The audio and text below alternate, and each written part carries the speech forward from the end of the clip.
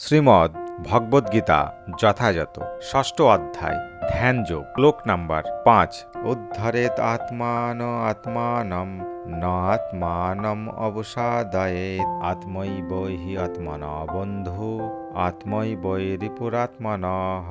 শব্দার্থ: উদ্ধরেত উদ্ধার করা কর্তব্য, আত্মন মনের দ্বারা, আত্মানম জীবাত্মাকে, না আত্মানম আত্মাকে, অবসাদয়ে অধপতিত করা, আত্ম মন, এব অবশ্যই, হি বাস্তবিকই, আত্মন জীবাত্মার, বন্ধু আত্ম মন, এব অবশ্যই, রিপু শত্রু, আত্মন জীবাত্মার। অনুবাদ: মানুষের কর্তব্য তার মনের দ্বারা নিজেকে জড়জগতের বন্ধন থেকে উদ্ধার করা। মনের দ্বারা আত্মাকে অধপতিত করা কখনোই উচিত নয়। মনেই জীবের অবসাদ ভেদে বন্ধু ও শত্রু হয়ে থাকে। তাৎপর্য: অবস্থানুসারে আত্মা বলতে দেহ, মন ও আত্মাকে বোঝায়।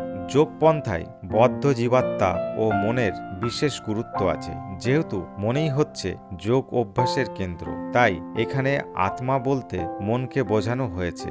যোগের উদ্দেশ্য হচ্ছে মনকে বশ করে ইন্দ্রিয় বিষয় থেকে তাকে সম্পূর্ণ অনাসক্ত রাখা। এখানে গুরুত্ব দেওয়া হয়েছে যে মনকে এমনভাবে সংযত করতে হবে যাতে তিনি বদ্ধ জীবকে অজ্ঞান সাগর থেকে উদ্ধার করতে সমর্থন হন।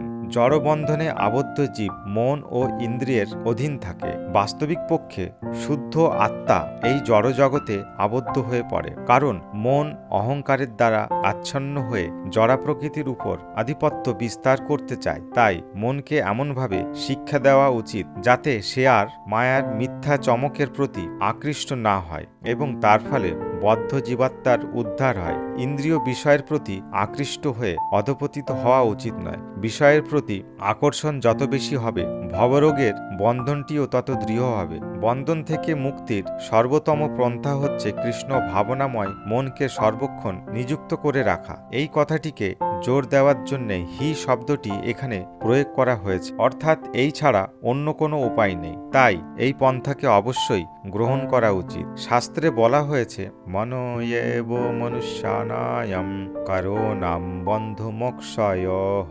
বন্ধায়া বিষয়াসঙ্গ মুক্তৈ নির্বিষয়ম মনঃ।